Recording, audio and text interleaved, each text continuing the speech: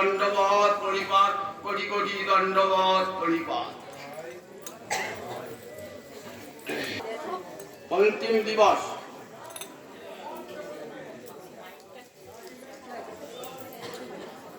এই 9টি দিন ধরে গীতার অনেক কথায় আলোচিত হলো, আর অনেক কথায় অনালোচিত হয়ে গেল। যা আলোচনা হলো তা 100 ভাগের 1 ভাগ যা আলোচনা হলো, এখনো অনেক ভাগই পড়ে রইল। আবার যদি কখনো সুযোগ হয় আপনাদের শোনাবো। বসুদেব সুতং দেবং কংস চানুরমর্দনং দেবকী পরমানন্দং বন্দে কৃষ্ণং জগদ্গুরুং, বন্দে কৃষ্ণং জগদ্গুরু। জগদ্গুরু কৃষ্ণকে বন্দনা। গীতার বক্তা কৃষ্ণ, গীতার রচয়িতা কৃষ্ণ, গীতার শ্রোতা শ্রীকৃষ্ণ। ভালো তো শুনুন, গীতার বক্তা কৃষ্ণ, গীতার রচয়িতা শ্রীকৃষ্ণ, গীতার শ্রোতাও শ্রীকৃষ্ণ। সেটা কেমন করে হয়? গীতা তো লিখেছেন ব্যাসদেব, তাহলে ব্যাসদেব বলে ব্যাসদেব তো কৃষ্ণই। মুনি নাম অপ্যহং ব্যাস। বিভূতি যোগ করেছেন তো, বিভূতি যোগে ভগবান কি বলছেন? মুনিদের মধ্যে আমি ব্যাস। তাহলে তিনি ব্যাস রূপে গীতা রচনা করেছেন। আবার শুনছেন কে? অর্জুন। বিভূতি কি হলে পাণ্ডবানাং ধনঞ্জয়, পাণ্ডবদের মধ্যে আমি ধনঞ্জয়। তাহলে শুনছেন যিনি, তিনিও কৃষ্ণ। আমার বক্তা তো শ্রীকৃষ্ণ বটে। তাহলে কৃষ্ণই বলছেন, কৃষ্ণই গীতা রচনা করেছেন, আবার কৃষ্ণই শুনছেন।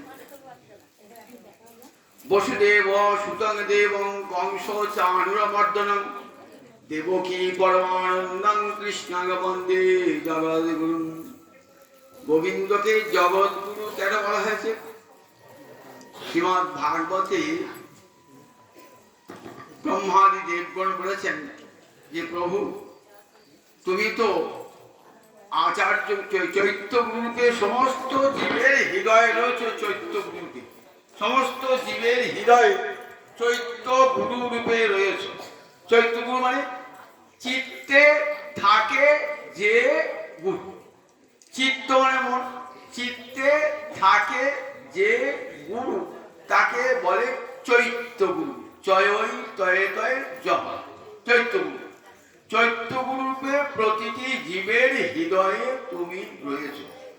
আবার বাইরেও তুমি আচার্য মূর্তিতে আবির্ভূত হও। আচার্যং মাং বিজানিয়া, দ্বাদশ স্কন্ধে বলছেন উদ্ধব, আমাকে আচার্য রূপে জানবে, আমি গুরু রূপে জগতে যাই। জীবের অনিষ্টার লাগি নন্দসুত হরি, ভুবনে প্রকাশ মহানে গুরু রূপ ধরি। জীবকে নিস্তার দান, সংসার সাগর পার করবার জন্য গোবিন্দই আবার গুরুমূর্তি ধারণ করে আসেন। তাই আমরা বলি গুরু আর কৃষ্ণ অভিন্ন, কারণ ভগবান কৃষ্ণ এক মূর্তিতে গুরু রূপে আবির্ভূত হন। তিনি সমস্ত জগতের গুরু। তাই বন্দে কৃষ্ণ জগৎ গুরু। বসুদেব সুতং, বসুদেবের পুত্র রূপে তুমি আবির্ভূত হয়েছিলে। বসুদেব শব্দের অর্থ কি? দেখবেন ভাগবতে বলা আছে সত্যং বিশুদ্ধং বসুদেব সত্তিতং।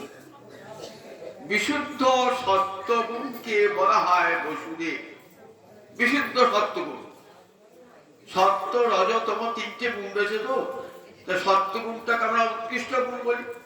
এই সত্যগুণটা কিন্তু বিশুদ্ধ সত্যগুণ নয়, এটা মলিন সত্য। কেন? এর সঙ্গে রজতম মিশিয়ে আছে, তাই এটা মলিন সত্য। মলিন সত্যের উপরে বিশুদ্ধ সত্য, এটি গুণাতীত অবস্থা। যেখানে বিশুদ্ধ সত্যের প্রকাশ, সেইখানে ভগবানের আবির্ভাব। বসুদেব এবং দেবকী বিশুদ্ধ সত্যের মূরতি। বিশুদ্ধ সত্যই মূর্তি ধারণ করে দেবকী বসুদেব রূপে আবির্ভূত হয়েছেন। তাই সেখানেই ভগবানের প্রকাশ হয়েছে।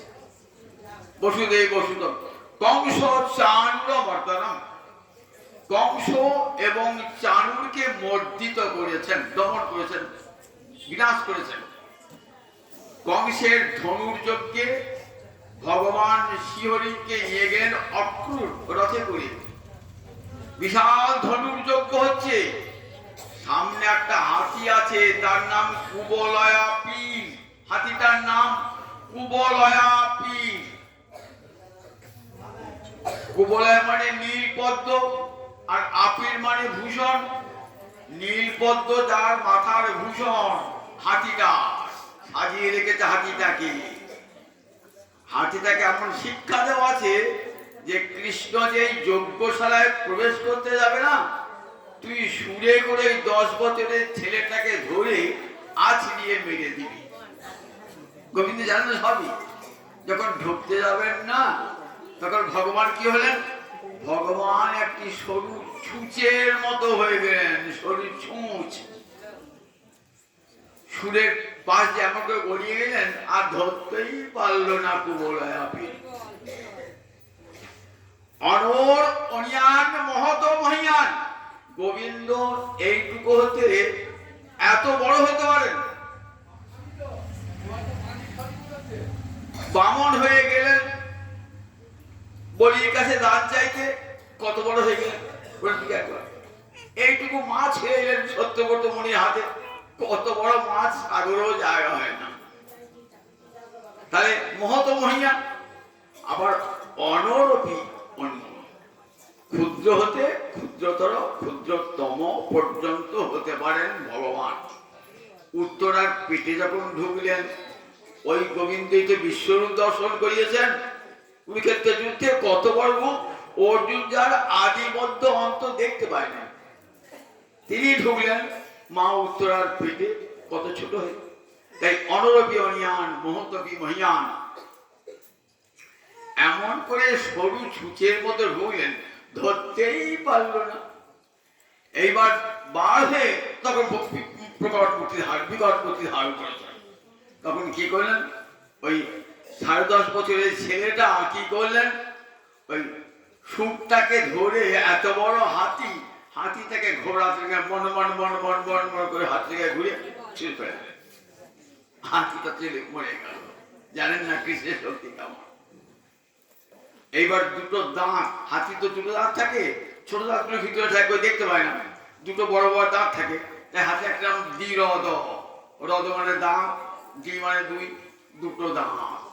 সেই দুটো দাঁত তুললেন, দাদাকে বললেন, দাদা বলাই দাদা তুই একটা নিয়ে, আমি একটা নিয়ে। এইবার নিয়ে যুদ্ধ করবেন কার সঙ্গে? এইবার দুটো বড় পালোয়ান আছে। কে পালোয়ান? চাণূর আর মুষ্টিক। চাণূর আর মুষ্টিককে হত্যা করে একবারে কংস বসাতে উচ্চ সিংহাসনে, একবারে কংসকে ধরে নামালেন সিংহাসন থেকে। কংস চাণূর মর্দন, কংসের বিনাশ। আর তোমার আমার হাতে তোমার বিনাশ। মনে আছে সেই যোগমায়া কি বলেছিল? তোমারে বধিবে যে বকুলে বাড়িতে, সে দেখো আমাকে। কংস বিনাশ হল, কংস চাণূর মর্দন, দেবকী পরমানন্দম। এবার দেবকী আনন্দান করবে। দেবকী বহুদিন বাদে কৃষ্ণকে দেখে, জন্ম থেকে দেখতে পান নাই তো, সেই ছেলেকে বলে পেয়েছেন, কত আনন্দ। বলে, মা তুমি কি চাও বলো। তা বলে, আমার মরা যে 6টি ছেলে তোর আগে জন্মিয়েছিল, সেই 6টি সন্তানকে একবার নিয়ে আয়, তারই আমার আনন্দ হবে। বলে, মা এই কথা, ঠিক আছে। এই 6টি সন্তানকে নিয়ে এলেন। এরা ব্রহ্মার পুত্র মরীচির সন্তান। ব্রহ্মাকে দিকে উপহাস করেছিল, তাই ব্রহ্মা এদিকে অভিশাপ দিয়েছিলেন যে কংসে হস্তে তোমাদের মৃত্যু হবে, এবং কৃষ্ণের কৃপায় আমার তোমাদের পুনরায় দেবলোকে তোমরা ফিরে আসবে। দেখুন, সেই 6টি পুত্র আবার ফিরে এলেন। ফিরে এসে কি করেন? কৃষ্ণ আগে মাতৃপক্ষের স্তন্য পান করলেন। মাতৃপক্ষের স্তন্য পান করলেন, জন্মেই পান করেন না। কেন? কেন? দেবকী কে বলুন দেখি? দেবকী হলেন কইকেয়ী। রামচন্দ্র যখন ফিরে এলেন না, তখন সব ঘরে ঘরে আলো জ্বলছে অযোধ্যার, কইকেয়ী ঘরটা অন্ধকার। মাথাটি নামিয়ে আছে, ঢুকলেন, বললেন মা আমি রাম এসেছি, তোমাকে প্রণাম জানাই। মা মাথাটা তুলছেন না, একবার তোলো মা, মা একবার তোলো না, আমার টাকা সাড়া দিচ্ছে না। তা বলে বল তুই আমার সন্তান ভেবে জন্মাবি। বললেন মা কথা দিলাম আমি তোমার সন্তান হয়ে জন্মাবো, কিন্তু তোমার স্তন্যদুগ্ধ পান করব না। জন্মী স্তন্যদুগ্ধ পান করেন নাই, যশোদার স্তন্যদুগ্ধ পান করেছেন। যশোদা চ মহাভাগা পপৌযস্যাস্তনম হরি। জিজ্ঞাসা করছো মহারাজ পরীক্ষিত জিজ্ঞাসা করছেন যশোদা কি এমন ভাগ্য করেছিল যার স্তন্যপান করেছিলেন ভগবান শ্রীহরি। সেই কইকেয়ী দেবকী হয়ে এসেছেন তো, এইবার দেবকীর বাঞ্ছা পূর্ণ করবেন তো। 10.5-11 বছর বয়স তখন, তখন দেবকীর স্তন্যপান করলেন। সেই পিতাবশেষ প্রসাদ হয়ে গেল। এইবার সেটি 6 পুত্র, ওই মরীচির 6 পুত্র পান করলেন। পান করে স্বর্গলোকে চলে গেল। তখন দেবকীর মনে আনন্দ হয়েছিল, তাই দেবকী পরমানন্দ বন্দে কৃষ্ণকে জগৎগুরু। সেই জগৎগুরু কৃষ্ণ যিনি গীতার বক্তা, তার চরণে কোটি কোটি প্রণাম জানিয়ে আর সামান্য গীতার কথা আপনাদের শোনাব। আপনারা কেউ শুনেছেন 16 অধ্যায়ে দৈবাসুর সম্পদ বিভাগ যোগের কথা। সেখানে শেষ শ্লোকে কি বলেছেন? যো শাস্ত্রবিধি উৎসৃজ্য বর্ততে কাম কারত ন স সিদ্ধিম অবাপ্নতি ন সুখং ন পরাঙ্গতি। তাহলে ভালো করে কথাটা শুনুন। যদি আমি শাস্ত্রবিধি না মেনে কোনো কাজ করেন, তাহলে জীবনে কোনোদিন তো সিদ্ধি লাভ হবে না, সুখ লাভ হবে না, পরঙ্গতি লাভও হবে না। শাস্ত্র মানে শ্বাস ধাতু স্ত্রণ প্রত্যয় করে শাস্ত্র, অর্থাৎ যার উপদেশ মেনে চলা হয় জীবনে। জীবনে সুখ শান্তি পেতে গেলে, সিদ্ধি লাভ করতে গেলে, মনুষ্য জীবনের লক্ষ্যে পৌঁছাতে গেলে শাস্ত্র শাসন আমাদের সবাইকেই মেনে চলতে হয়। মনে রাখবেন এই শাস্ত্র শাসনটা মানুষের জন্যে। তো যে শাস্ত্রবিধি উৎসৃজ্য, এই শাস্ত্রবিধিকে লঙ্ঘন করে নিজের স্বেচ্ছা মতো আচরণ করে কামকারত ন স সিদ্ধিম অবাপ্নতি, জীবনে কোনোদিন সে সিদ্ধি লাভ করবে না। ন সুখম ন পরাঙ্গতি, সুখ পাবে না, পরাঙ্গতিও লাভ হবে না। এইবারটা অর্জুন প্রশ্ন করেছেন, প্রভু অনেক মানুষই আছে যাদের অন্তরে শ্রদ্ধা আছে, শাস্ত্রবিধি লঙ্ঘন করে, শাস্ত্রবিধি জানে না বা আলস্যবশত শাস্ত্রবিধি মানতে পারে না, কিন্তু শাস্ত্রকে অমান্য করে না। তাদের যে শ্রদ্ধাটা, শ্রদ্ধা কেমন? এই নিয়ে শুরু হলো 17 অধ্যায়। অধ্যায়টির নাম কি? শ্রদ্ধা ত্রয় বিভাগ যোগ। মনে রাখবেন এই শ্রদ্ধাই কিন্তু সাধনার প্রাণ। শ্রদ্ধা যদি না থাকে তাহলে জ্ঞান কর্ম ভক্তি যোগ কোনটাই হয় না। সৎ মানে হৃদয়, আর ধা মানে ধারণ করা, হৃদয়ে ধারণ করে রাখা। কোন বাক্য? গুরু বাক্য, শাস্ত্র বাক্যকে হৃদয়ে ধারণ করে রাখার নামই হলো শ্রদ্ধা। গুরু বেদান্ত বাক্যেষু বিশ্বাস এব শ্রদ্ধা। গুরু বাক্যে, বেদান্ত বাক্যে সুদৃঢ় বিশ্বাস, সেই বিশ্বাসের নামই হলো শ্রদ্ধা। জ্ঞান যোগের জ্ঞান শ্রদ্ধাবান লভতে জ্ঞানম। শ্রদ্ধাবান ছাড়া জ্ঞান লাভ হয় না। আবার ভক্তি যোগের প্রথমেই আদৌ শ্রদ্ধা চাই। বলেন শোনো তুমি, এই শ্রদ্ধা 3 প্রকার। কিরকম না? সত্যানুরূপা শ্রদ্ধা, সত্যের অনুরূপ শ্রদ্ধা। সত্য, সত্যানুশ্রদ্ধা মানে বললেন মানুষের সংস্কার থেকে একটা স্বভাব তৈরি হয়। আপনি যেমন পাপ করুন, পুণ্য করুন, কর্ম করছেন তো দিনরাত অনেক অনেক জন্ম কর্ম করেছেন, সেই কর্ম কি করে আপনার মনে একটা প্রভাব রেখে যায়। এই কর্ম করতে করতে করতে করতে সংস্কার তৈরি হয়। কতগুলো সংস্কার কি করে না একটা স্বভাব তৈরি করে। সেই স্বভাবগুলোর মধ্যে যেটা ফলন্মুখ হয় তাকে বলে প্রারব্ধ। সেই প্রারব্ধ বশে আমাদের জন্ম হয়েছে। আরো কিন্তু অনেক সংস্কার জন্ম আছে, সঞ্চিত হয়ে আছে। এই যে প্রারব্ধ ভোগ করছি এটা ফলন্মুখ স্বভাব আমাদের এই জন্মে হয় মানুষ না পশু না পাখি না দেবতার রূপে আমাকে জন্মদান করেছে। এই যে সত্যানুরূপা শ্রদ্ধা বলেন তিন প্রকার শ্রদ্ধা বলে কিরকম?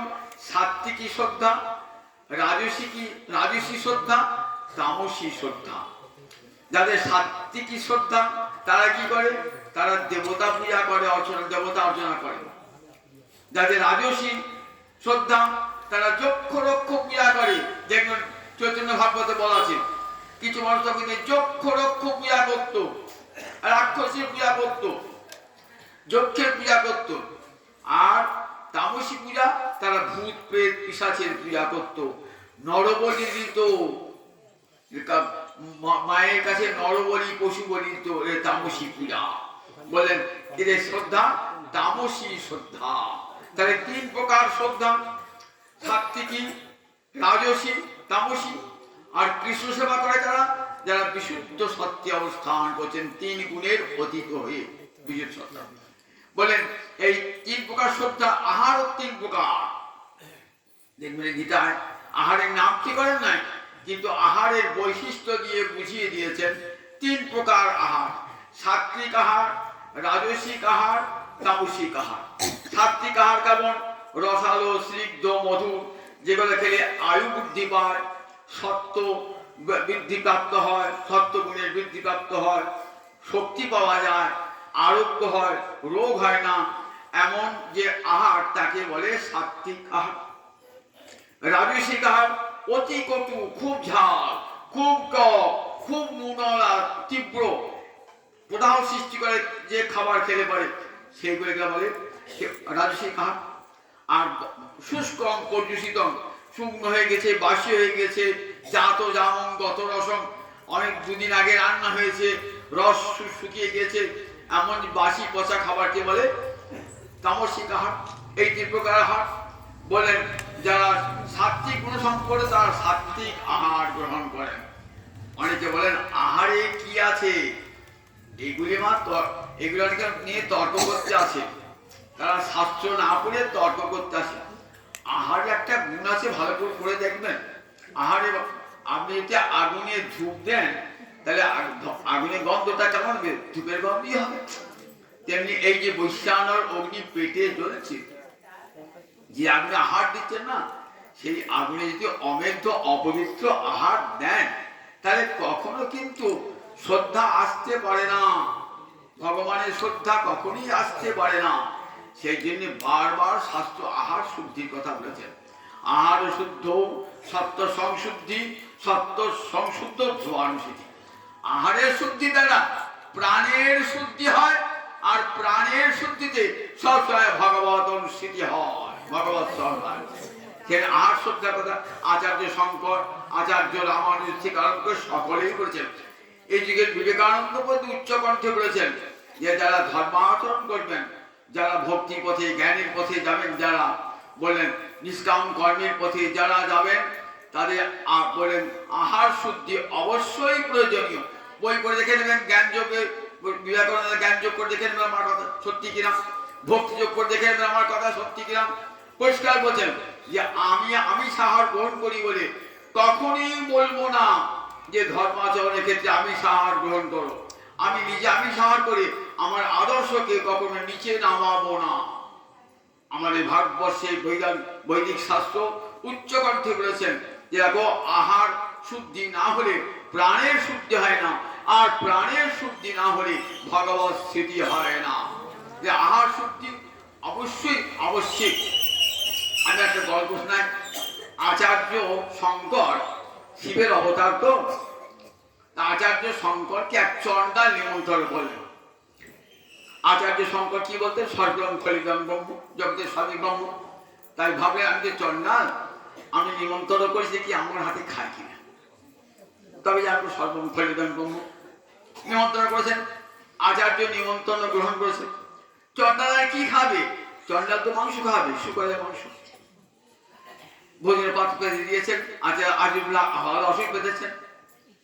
আচার্য আসছেন দেখছেন একটা কুকুর এসে সেইখানে ওই খাবারটা খেতে আছে। কুকুরটাকে ঝাঁটারে আছে। আচার্য তো এলেন না, জানতে গেলেন পরে। আচার্য অমনি গেলেন না কেন আপনার জন্য? বললেন কেন আপনি গিয়েছিলাম? কখন গেছিলেন? ওই যে কুকুরটা ওই তোর আহারে মুখ দিচ্ছিল, তুই ঝাঁটার বাড়ি মেরে তাড়ালি, আমি তো সেই কুকুরটা। আমি কুকুর? হ্যাঁ, তুই তো কুকুরের খাদ্য দিয়েছিলি, তাহলে আমাকে কুকুর না খেয়ে আমি মানুষ খেয়ে যেতে পারি না, মানুষ হয়ে যাবো কেউ করে। কুকুরের খাদ্য দিয়েছিলি তাই কুকুর হয়ে গিয়েছিলাম, ওটা তো মানুষের খাদ্য নয়, কাজে আমি মানুষ হয়ে যাই না। শিক্ষা দিলেন জগৎকে, দেখো যেহেতু তো কুকুরের খাদ্য মাংস, তাই সেটাই মানুষ হয়ে খাবো কেমন করে? আচার্য রামানুজ বলেছে দেখো, আহারের জাতি দোষ আছে, স্পর্শ দোষ আছে, আশ্রয় দোষ আছে। যার তার কাছে, রামদাস বাবাজি বলতেন যেখানে সেখানে খাবে না, যেখানে সেখানে। বলে বিষয়ীর অন্ন খাইলে মলিন হয় মন, মলিন চিত্তে না হয় শ্রীকৃষ্ণ স্মরণ। অহংকার দর্প অভিমান দেখিয়ে যে আপনাকে ভোজন দিচ্ছে, বললেন গোবিন্দই তো খায় নাই তার গৃহে, তুমি তার গৃহে খাবে কেন? কেউ না। সে হাট বলে বিষয়ী ব্যক্তি চরিত্রহীনা রমণীর হাতে একজন খেয়েছিলেন, দেখো তার চিত্তে বিকার দেখা দিল। বলেন দেখো নিশ্চয়ই তুমি কোনো ভ্রষ্ট রমণীর হাতে, ভ্রষ্টা রমণীর হাতে খেয়েছো, তাই তোমার চিত্ত চাঞ্চল্য ঘটেছে। সেদিন আহারের জাতি দোষ, আশ্রয় দোষ, এগুলি সব আমাদের রামানুজাচার্য বলেছে। দেখবেন আহারের একটা অংশ কি হয় না, আমার দেহে রসরক্ত তৈরি হয়, আর একটা অংশ কি করে না বর্জ্য পদার্থ বার হয়ে যায়, আর একটা অংশ মন তৈরি করে, সুন্দর মন তৈরি করে সুন্দর আহারে। সব শোনেন, সাত্বিক আহারে সাত্বিক মন তৈরি করে দেয়। সেই জন্য সাত্বিক আহার যারা ভক্তি পথে, বিশেষ করে যারা ভক্তি পথের যাত্রী বা জ্ঞান পথের যাত্রী, তাদের কিন্তু সাত্বিক আহারটা অবশ্যই প্রয়োজন।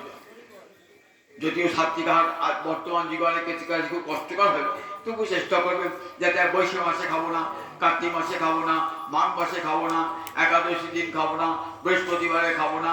এমনি করতে করতে অভ্যাস হয়ে যাবে। কৃষ্ণ ভজন করবেন আর আহার শুদ্ধি থাকবে না, সেটা তো হয় না। অনেক গলায় মালা করে অশুদ্ধ আহার গ্রহণ করেন, অত বড় পাপ করেন না। যদি খান মালাটা খুলে দিন খাবেন, কিন্তু চেষ্টা করবেন মালা গলা দিয়ে না খেতে, কখনো খাবেন না। আহার শুদ্ধি বড় দরকার। তাই আহার শুদ্ধি সর্বাগ্রে প্রয়োজন।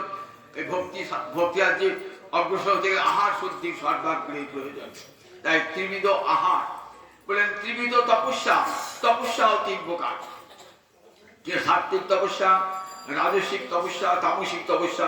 হিরণ্যকশিপু তপস্যা করেছে তো, আবার নরনারায়ণী তপস্যা করেছে, দুটো তপস্যা এক। হিরণ্যকশিপু তপস্যা পৃথিবীকে ধ্বংস করবার জন্য, অত্যাচার করবার জন্য, তাই সে তপস্যা তামসিক তপস্যা হবে, সে তপস্যা এক হবে। আবার দেখুন নরনারায়ণ তপস্যা করছেন পৃথিবীর মঙ্গল কামনার জন্য তপস্যা করছেন, ভূদেবদের তপস্যা করছেন পৃথিবীর মঙ্গল কামনার জন্য, তাই দুই তপস্যা এক না। তাহলে সাত্বিক রাজসিক তামসিক তপস্যা, পৃথক পৃথক তপস্যা। বলেন যজ্ঞ, যজ্ঞ তেমনি তিন প্রকার। বলেন সাত্বিক যজ্ঞ, তামসিক যজ্ঞ, রাজসিক যজ্ঞ, তিন প্রকার যজ্ঞ আছে। বলেন দেখো যারা ফলাকাঙ্ক্ষা ত্যাগ করে যজ্ঞ করে, মহারাজ যুধিষ্ঠির যজ্ঞ করেছেন, কিন্তু কোনো ফলাকাঙ্ক্ষা না করে শিববিন্দ প্রীত হবেন এই উদ্দেশ্যে করেছেন যজ্ঞ। দেখবেন মহাভারতে নাহং কর্ম ফলাকাঙ্ক্ষী, যেন রাজপুত্রী ইয়াকে বলছেন আমাদের দ্রৌপদীকে, আমি কর্মফল জন্য যজ্ঞ ফল লাভের জন্য যজ্ঞ করি নাই, গোবিন্দ তুষ্ট হবেন তাই আমি যজ্ঞ করেছি। তার এই যজ্ঞটা হলো কি যজ্ঞ? এই যজ্ঞটা হলো তার সাত্বিক যজ্ঞ। গীতার যজ্ঞটাকে কেমন বর্ণনা করেছে দেখুন। গীতা যজ্ঞকে ওই শুধু অগ্নিতে আহুতি রাখে যজ্ঞ বলেন নাই, বললেন জগতের প্রতিটি ক্ষুদ্র কার্যকে যজ্ঞে পরিণত করা যায়। যজ্ঞ মানে তো ত্যাগ, ভগবানের উদ্দেশ্যে ত্যাগ, মানে বিশ্বের সকল কল্যাণের উদ্দেশ্যে ত্যাগ। একটা মহাভারতী উপাখ্যান শুনেছেন, একটা নকুল যুধিষ্ঠির রাজসহ যজ্ঞে এসেছে, এসে বারবার গড়াগড়ি দিচ্ছে আর বলছে এই যজ্ঞ যজ্ঞই না, এই যজ্ঞ যজ্ঞই না। যুধিষ্ঠির ভাবছে এত বড় যজ্ঞ করলাম, দিয়তাং ভুজ্যতাং, আর এই যজ্ঞ যজ্ঞই না, এই যজ্ঞ যজ্ঞই নয় বলছে। তবে এই যজ্ঞ যজ্ঞই না। তো আচ্ছা বলো তো নকুল, কেন এই যজ্ঞ যজ্ঞ না? বলছেন দেখছেন আমি কিন্তু অন্য নকুল থেকে পৃথক, আমার দেখি দেহটা আধখানা সোনা আর আধখানা নকুলের মতন, তাই বুঝতে পারছেন তো? বলে আমি একটা যজ্ঞে দিয়েছিলাম, সেই যজ্ঞেতে গড়াগড়ি দিয়েছিলাম, গড়াগড়ি দেওয়ার ফলে আমার দেহটা আধখানা সোনার হয়ে গেছে আর আধখানা স্বাভাবিক নকুলের মতো আছে। শুনবেন সে কথা? বলেন এক ব্রাহ্মণ একবার ভীষণ দুর্ভিক্ষ, এক ব্রাহ্মণ 7 দিন কিছুই খান নাই, 7 দিন বাদে ভিক্ষা করে সামান্য একটু ছাতু পেয়েছেন। ব্রাহ্মণের পত্নী, ব্রাহ্মণের পুত্র, পুত্রবধূ 4 জনে খেতে বসেছেন। এমন সময়তে একটা ভিক্ষুক এলো, আমি তো কিছুই খাই না, যদি কিছু দেন। অতিথি সেবা পরম ধর্ম, ব্রাহ্মণ নিজের হাতটা দিয়ে দিলেন, 7 দিন বাদে উপবাসী, নিজে হাতটা দিয়ে দিলেন। বলে আমার তো পেট ভরলো না, সামান্য একটু ছাতুতে কি পেট ভরবে? তখন ব্রাহ্মণের পত্নী ভাবলেন আমি তো সহধর্মিনী, স্বামীর ধর্ম পালন করা আমার কর্তব্য, নিজের হাতটা দিয়ে দিলেন, তাতেও পেট ভরলো না। তখন পুত্র ভাবছেন পিতার ধর্মে সাহায্য করা পুত্রের ধর্ম, এই যেহেতু পুত্র বেশিছি, তিনি তার নিজের হাতটা দিলেন, পুত্রবধূ নিজের হাতটা দিলেন, 4 জন দিলেন, 4 জনই মারা গেলেন। ওই ব্রাহ্মণের পত্নী, পুত্র, পুত্রবধূ। এইবার নকুলটা বেরিয়ে এসছে, নকুল তো খাবার পাচ্ছে না, নকুল বেজি, সেও তো খাবার পাচ্ছে না, মানুষের আহার নাই, বেজি আহার কি করে হবে? বেরিয়ে এসে কিছু তো খাবার পেলেন না, ছাতু মাটিতে লেগেছিল, সেগুলো খেতে গেলেন, গায়ে লাগিয়ে গেল, অর্ধেকটা সোনা হয়ে গেল। তারপরে ভাবছেন আবার এমন যোগ্য কোথায় পাবো যেখানে গেলে বাকি অর্ধেকটা সোনা হবে? ওই যে ব্রাহ্মণ, ওই যে 4 জনকে, ব্রাহ্মণ পত্নী, ব্রাহ্মণের পুত্র, বধূ, 4 জন যে ওই ভিক্ষুক অতিথিকে খাওয়ালেন, কত বড় যজ্ঞ বলেন একটা? এটা যজ্ঞ না, এটা একটা যজ্ঞ। আমরা বাড়ির দূরে একটা ভিখারি কাঁদছে, বলছে বাবা আমি 3 দিন খাই না, তখন আপনার কর্তব্য কি? আপনার নিজের আহারটাই তাকে যদি দেন, এটা একটা বড় যজ্ঞ হয়ে গেল। আবার আগুনে ঘি ঢেলে কি যজ্ঞ হবে, কি পুণ্য লাভ হবে? ওই যে দরিদ্র মানুষটিকে, অভুক্ত মানুষকে খাওয়ালেন, এটা বড় যজ্ঞ। একটা লোক শীতে কাঁপছে, চাদর নাই, ভালো জামা নাই, আমরা চাদরটা দিয়ে দিলেন, বলে এর চেয়ে আর বড় যজ্ঞ কি হবে? বলে সব যে বড় যজ্ঞটি গীতা এই যজ্ঞে নামিয়ে নিয়েছেন। বলছেন দেখুন, যে নিজের জন্য রান্না করে নিজে খায়, সে পাপ খায়, সে পাপ। যজ্ঞ শিষ্টাসীন বলে মুচ্চন্তে সর্ব কি বিষয়, বলে যারা যজ্ঞাবশেষ মানে ভগবানকে দিয়ে, অতিথিকে দিয়ে, দুর্গত ভিখারিকে দিয়ে শেষে যে খায়, সেই অমৃত ভোজন করে, সে বিকশাসী হবেন নিত্যম। বলে অমৃত ভোজন হয়, সেটা অমৃত ভোজন।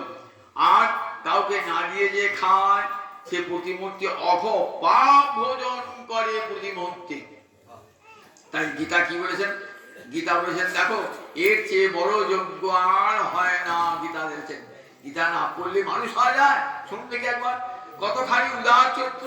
তাই বিশ্বের সব মানুষ পরমাদরে গীতাকে মুখে করে রেখে দিয়েছেন।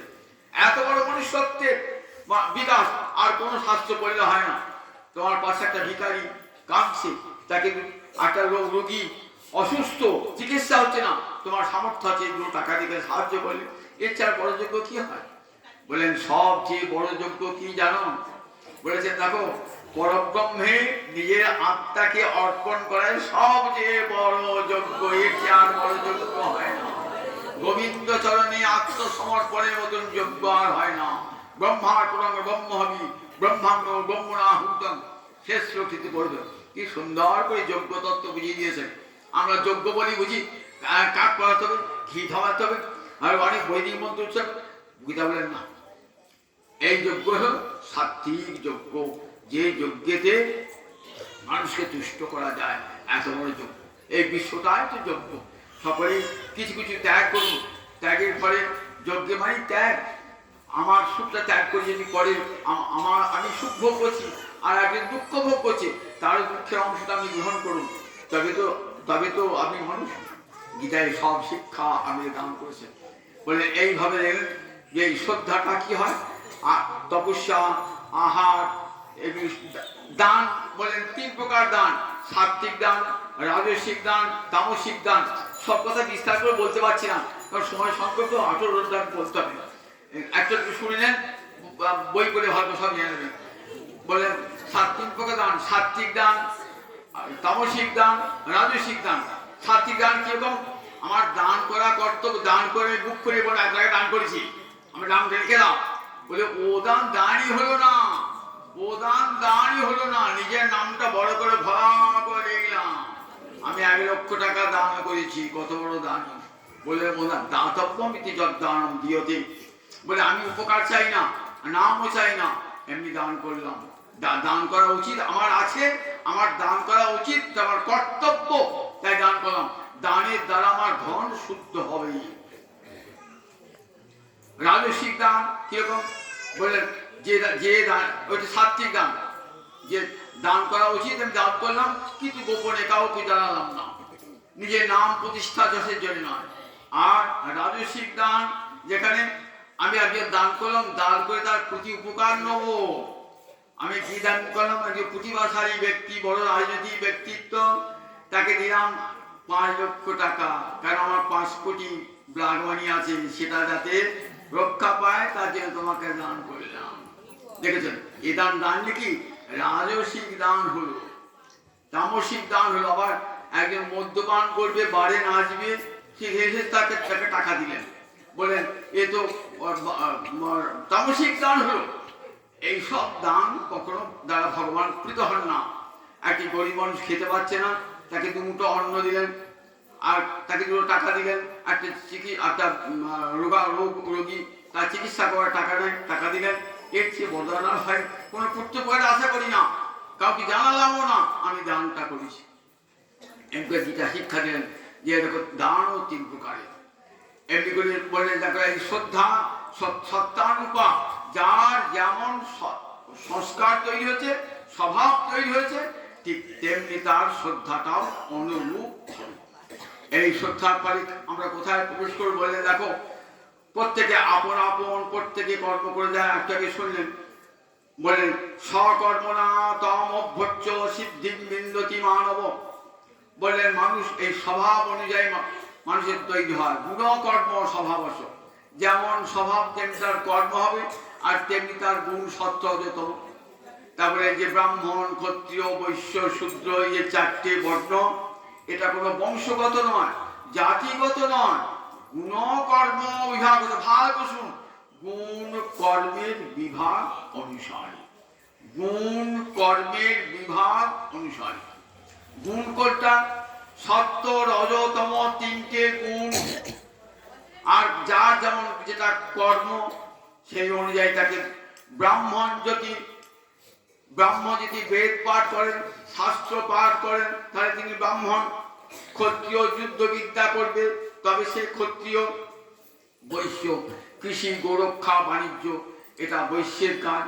আর এই যে কায়িক লেবার দিয়ে পরিচর্যা করা, তার শূদ্রের কাজ। এই 4 প্রকার, ব্রাহ্মণ, ক্ষত্রিয়, বৈশ্য, শূদ্র, এদের 4 প্রকারের কাজ গুণ কর্ম স্বভাব। গুণ 3টে গুণ থেকে হয়। যদি দেখা যায় বৈশ্যকুলে একজন ধার্মিক ব্যক্তি, বলে সে ব্রাহ্মণ পদবাচ্য, ব্রাহ্মণের সমান মর্যাদা পাবে। যদি শূদ্রকুলে দেখা যায় কেউ হরিভক্তি করেন, বলেন তিনি ব্রাহ্মণ পদবাচ্য হবেন, তিনি ব্রাহ্মণের সম্মান প্রাপ্ত হবেন। যেমন হরিদাসকে কত ব্রাহ্মণ সাধু ভক্ত আজও প্রণাম জানান। হনুমান তো বানর, তাকে সবাই আগে প্রণাম জানান। বানরকে কেউ প্রণাম জানায়? বানরকে প্রণাম জানাচ্ছেন। আমি চৈতন্য চৈতামৃতে চৈতন্য ভাগবত পড়লে দেখতে হবে কথা আমরা তাদেরকে নিচু জাতি বলি। তাই আমার মহাপ্রভু করে তুলে বলছেন, জীবে সম্মান দিবে জানি কৃষ্ণ অধিষ্ঠান, সবার হৃদয়ে ভগবান শ্রীহরি বিদ্যমান। কোনো মানুষকে দূরে সরিয়ে দিও না, কোনো মানুষই ছোট নয়, সব মানুষই সমান। ওই সকলকে জড়িয়ে ধরে সমান সম্মান দান করেছেন। বলছেন দেখো, ব্রাহ্মণ চণ্ডালাদি কুকুরান্ত করি, দণ্ডবত করিবে বহুমান্য করি। এই সে বৈষ্ণবে ধর্ম সবারে পুনতি, সেই পাচন্ডী যাহার ইতে নাহি মতি। সকলকে মানুষকে প্রণাম জানাবে, সবার মধ্যে শ্রীহরি বিদ্যমান। ব্রাহ্মণের হৃদয়ে যেমন গোবিন্দ আছেন, একটি চণ্ডাল, একটি শূদ্র চণ্ডাল, রাস্তার মেথর, সে তার মধ্যেও ভগবান শ্রীহরি রয়েছেন। সেও সমাজ সেবক, সমাজকে সেবা করছে, তাকে দূরে সরিয়ে দিও না। সকল মানুষকে বলে দেখো, নির্যাতি নহে কৃষ্ণ ভজনে অযোগ্য, সৎকুল বিপ্র নহে ভজনের যোগ্য। যে ভজে সেই বড় অভক্ত হিংসার, শ্রীকৃষ্ণ ভজে নাই জাতি কুলাদি বিচার। কৃষ্ণ ভজনে জাতি বিচার নয়, কুল বিচার নয়, কৃষ্ণ ভজনে সবার অধিকার। এটি গীতাও বলেছেন, এটি সমস্ত চৈতন্য চৈতামৃতকে সমস্ত ভক্তি শাস্ত্র উচ্চকণ্ঠে বলেছেন। চণ্ডাল শ্রেষ্ঠ হরিভক্তি পরায়ণ। চণ্ডাল যদি হরিভক্তি পরায়ণ হয়, তাহলে সে ব্রাহ্মণের চেয়েও শ্রেষ্ঠ, সে ব্রাহ্মণের সমান সম্মান লাভ করার অধিকার। ভজন জগতে তার সমান সম্মান। তারপরে দেখুন বলেন, দেখো এই সকর্মনাথ প্রত্যেকেই আপন আপন কর্মের দ্বারা ভগবান শ্রীহরিকে সেবা করবেন। ব্রাহ্মণ বেদ পাঠ করে, সাতটার যজ্ঞ করে কি করবেন? ভগবানের সেবা করবেন। ক্ষত্রিয় যুদ্ধবিদ্যা করে ভগবানের সেবা করবেন। বৈশ্য কৃষি গোরক্ষা বাণিজ্য করে ভগবানের সেবা করছেন। আবার যারা শূদ্র কায়িক পরিশ্রম দিয়ে ভগবানকে সেবা করবেন। এই চারটে থাকলে একটা পূর্ণাঙ্গ সমাজ তৈরি হয়। কেউ ছোট কেউ বড় নয়, সকলেই সমাজ সেবা করছেন আপন আপন স্বভাব অনুসারে।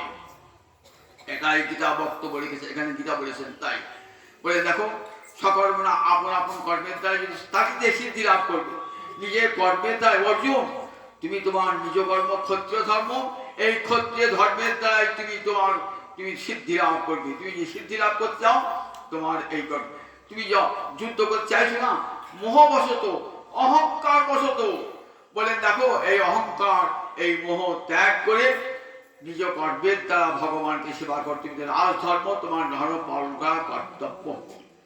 এমনি করে অর্জুনকে বলে দেখো, চতুর্বর্ণের এই এই এই এই স্বভাব, এই গুণ অনুযায়ী চতুর্বর্ণ হয়। তুমি একটা ক্ষত্রিয় বর্ণ করেছো, খতাব চায়তে ইতি ক্ষত্রিয়, প্রজাকুলকে ক্ষত্রিয় থেকে রক্ষা করা তোমার কর্তব্য। ওঙ্কার তত্ত্ব ব্যাখ্যা করে কি বললেন? বলে ওং তৎসদিতি, বলে ব্রহ্মণ ত্রিবিধ নির্দেশ স্মৃত। ওং তৎসৎ, এই তিনটেতে কি বোঝায়? ওং মানে ভগবান, তৎ মানে জীব, সৎ মানে জগৎ। ভগবান, জীব, জগৎ, এই নিয়ে গোটা আমাদের ভারতবর্ষে সব শাস্ত্র। ওঙ্কার হল ভগবানের নাম। ওঙ্কার মহাবাক্য বলা হয়েছে, প্রণবতস্য বাচক। ভগবানকে ডাকবো কি বলে? ভগবানকে ডাকবো ওম বলে। একদল মানুষ আছেন অত্যন্ত গোড়াতে বলে, মেয়ে জানো ওম উচ্চারণ করো।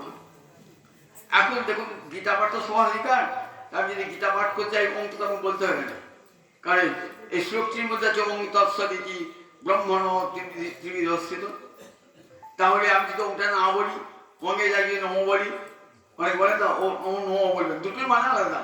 কোনটুকু বলবেন নমো, তাহলে যদি নমো বলি তাহলে ছন্দ থাকবে, অনুষ্ঠিত ছন্দ থাকলো, ছন্দ থাকলো না, তাহলে পাপ হয়ে গেল, পাপ হয়ে গেল। দেখবেন গীতাতে 2-3 জায়গায় ওম আছে। কাজে এতদ আলম্বনং শ্রেষ্ঠং, এতদ আলম্বনং পরং, এতদ আলম্বনং জ্ঞাত্বা ব্রহ্মলোকে মহীয়তে। ভগবানকে উপাসনার এর চেয়ে শ্রেষ্ঠ আর কিছু নাই।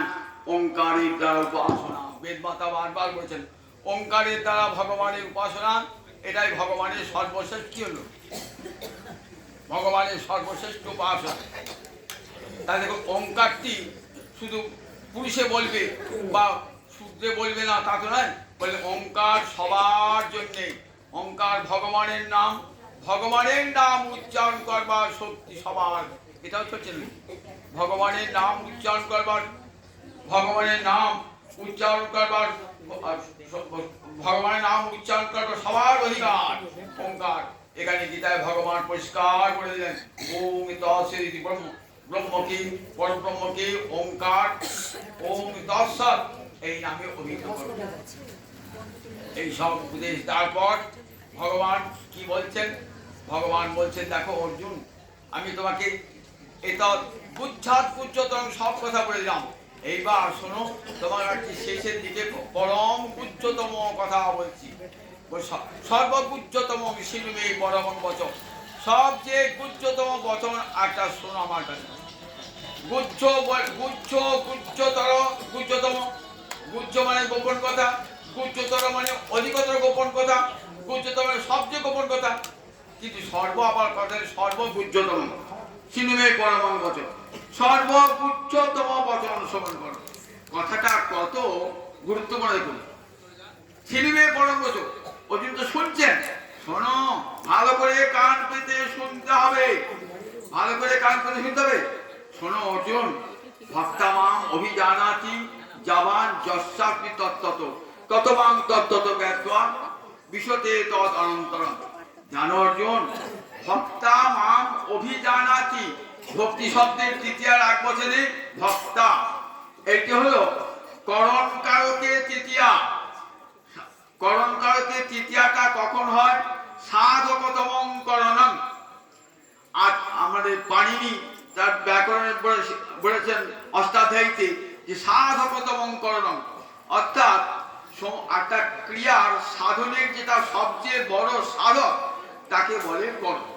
যেমন কাঠুরিয়া কুড়ুল দিয়ে গাছ কাটছে, তো আমি বাংলা উদাহরণ দিচ্ছি, কাঠুরিয়া কুড়াল দিয়ে, তাহলে কাঠুরিয়া দুটো তার ঠিক আছে, কুড়ুল আছে, কুড়ুলের বাটটা আছে, হাতটা আছে, তিনটে করণ আছে। কোনটা সবচেয়ে সাধকতম?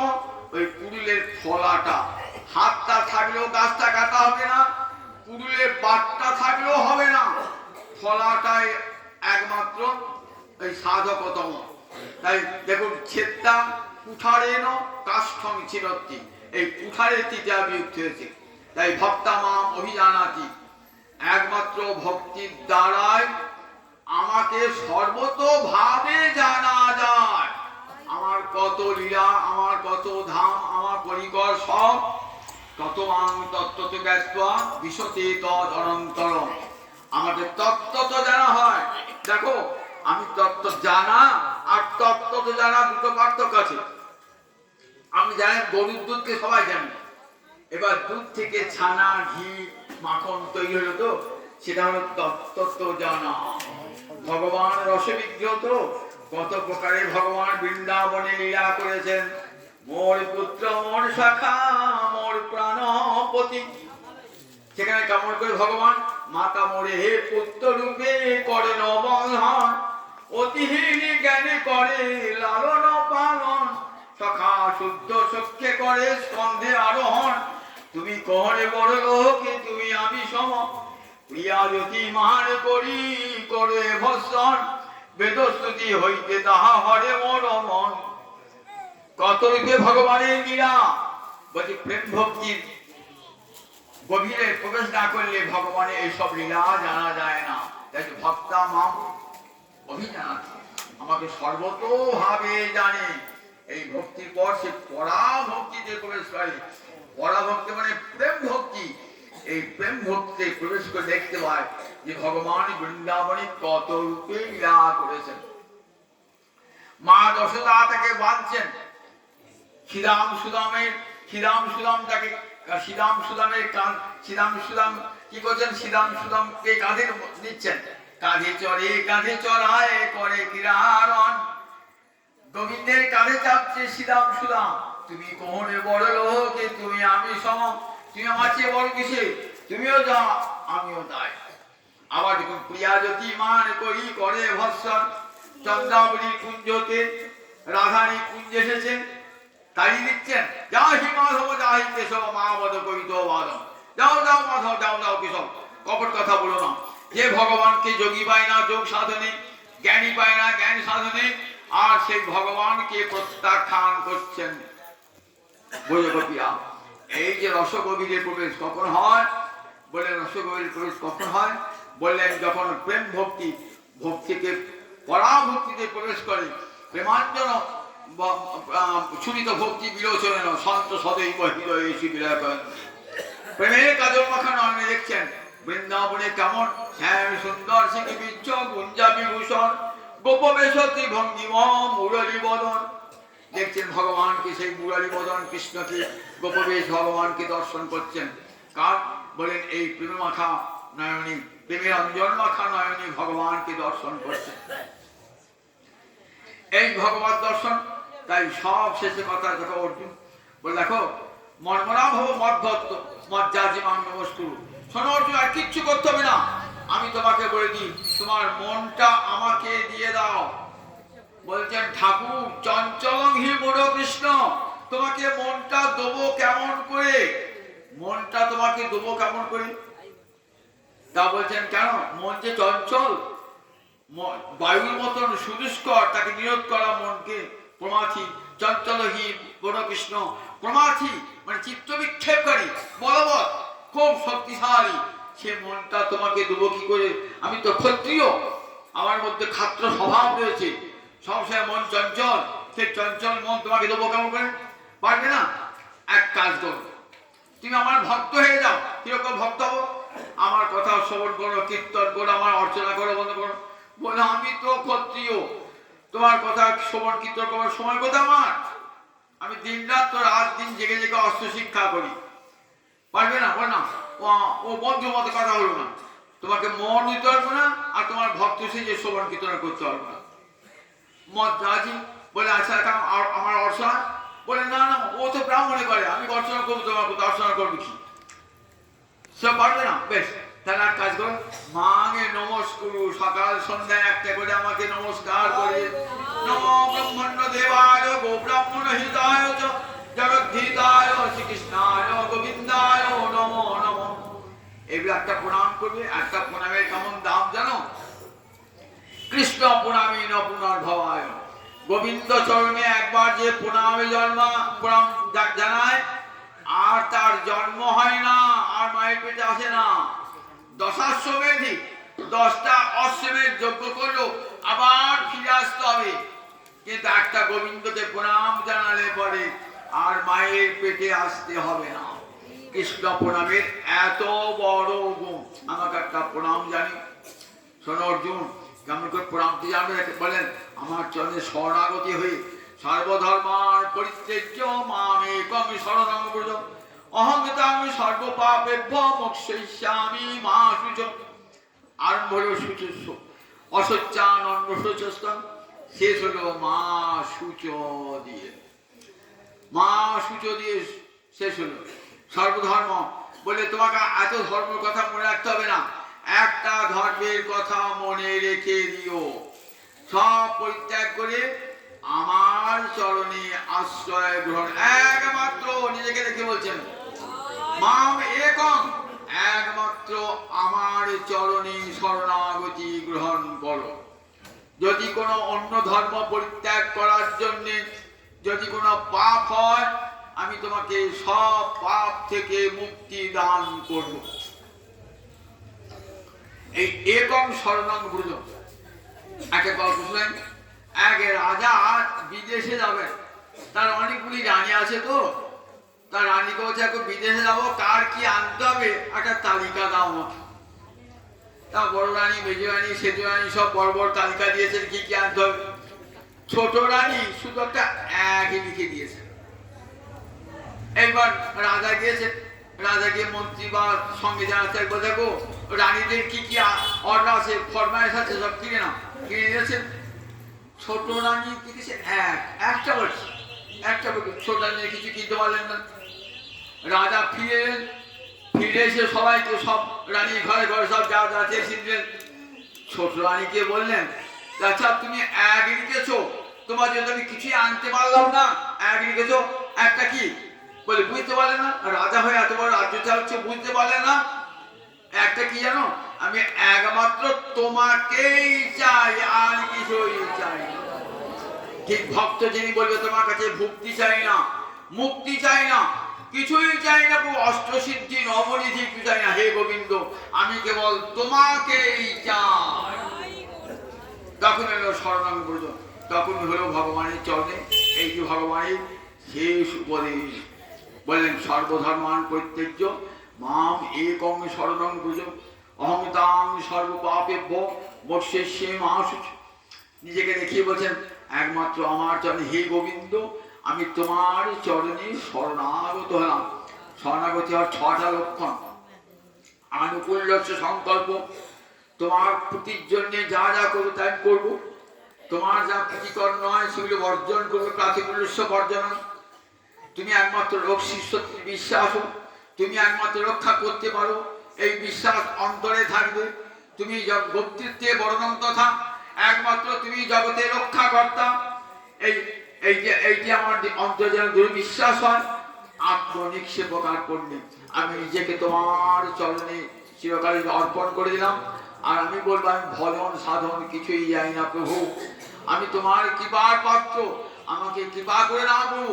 আমার জ্ঞান নাই, যোগ নাই, সাধন নাই, আমি তোমার চরণের দাস প্রভু। আমি তোমার চরণের জুতো, চরণের পাদুকা, পাদুকা যেমন পড়ে থাকে নিশ্চল হয়ে পড়ে থাকে, চরণে পড়লেই তার গতি।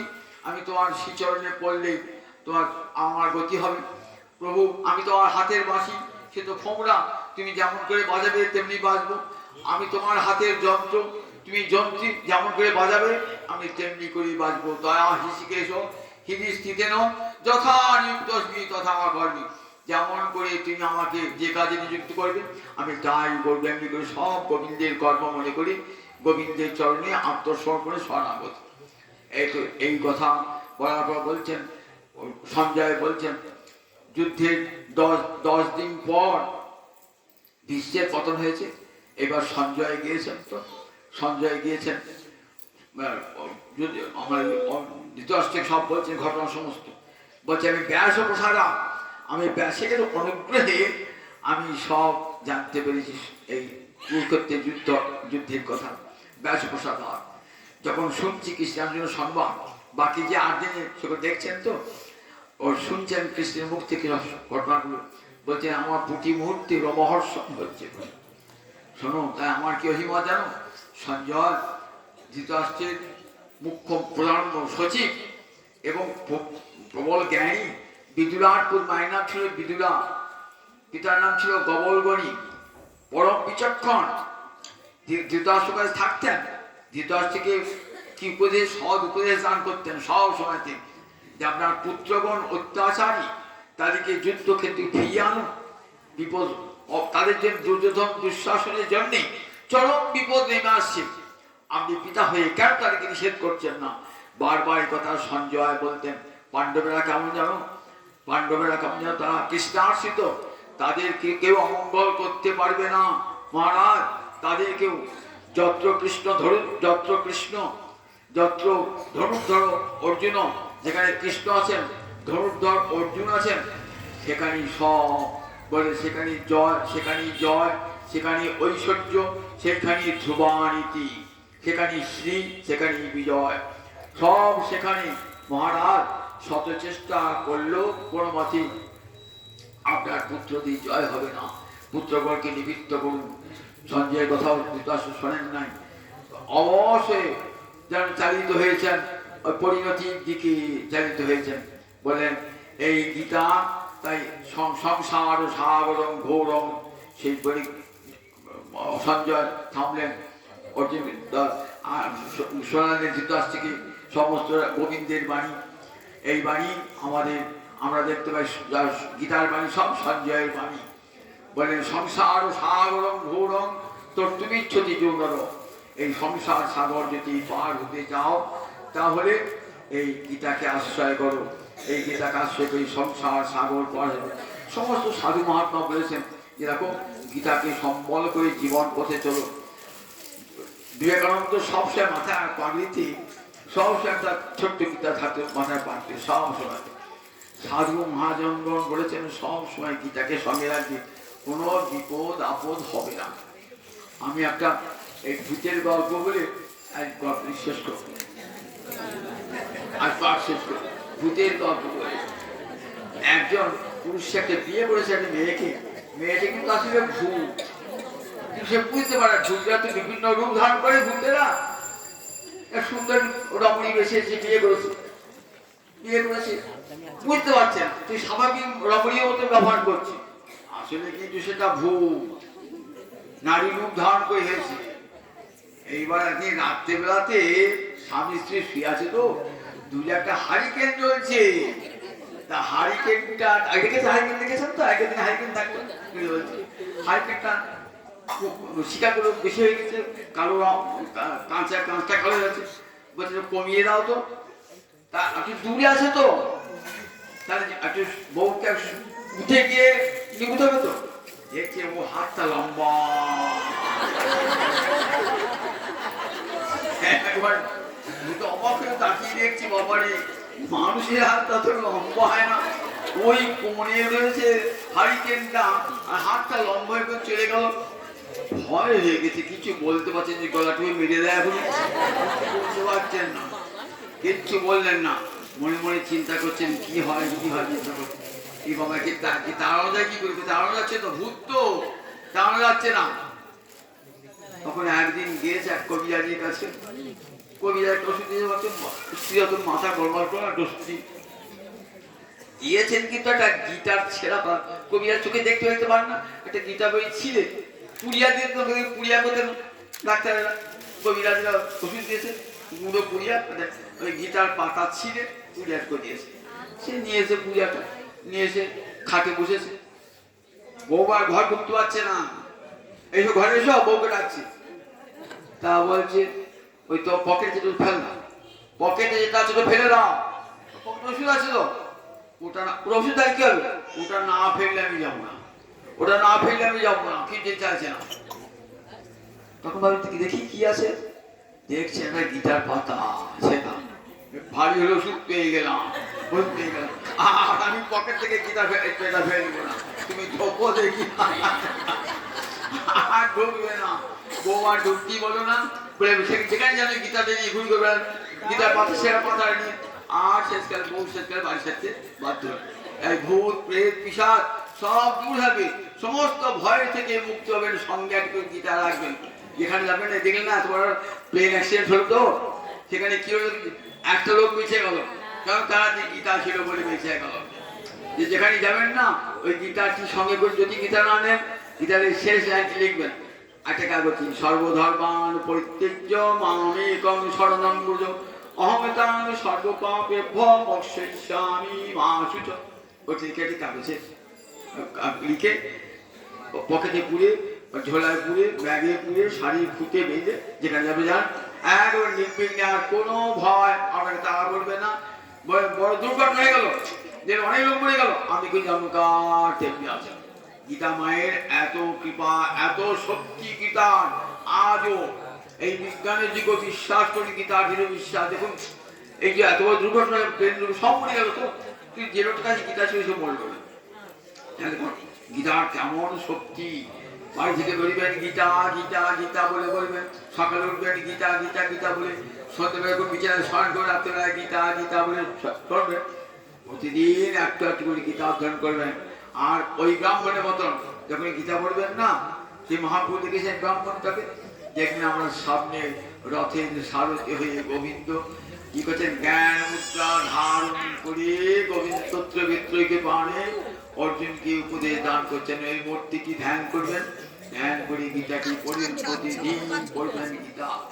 গীতা সুন্দর স্বভাব, সুন্দর চরিত্র দেখবেন, বাড়ির ছেলে মেয়ে সব সুন্দর করে বলবে, গোটা গোটা সংসারটাই দেখবেন, গোটা সংসারটাই বৃন্দাবন হয়ে গেছে গীতা।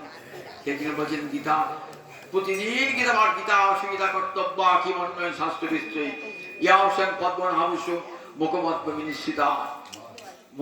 মহাপ্রভু গদাধরকে গীতা দিয়েছিলেন, নিজে হাতে গীতা লিখে গদাধর পণ্ডিত, এই ভরতপুরের গদাধর পণ্ডিতকে আজ আছে দেখবেন, মহাপ্রভু নিজের হাতে লেখা গীতা আজও ভরতপুরে আছে, দেখে আসবেন মহাপ্রভু যার লেখা, কত ভালোবাসতেন মহাপ্রভু গীতাকে।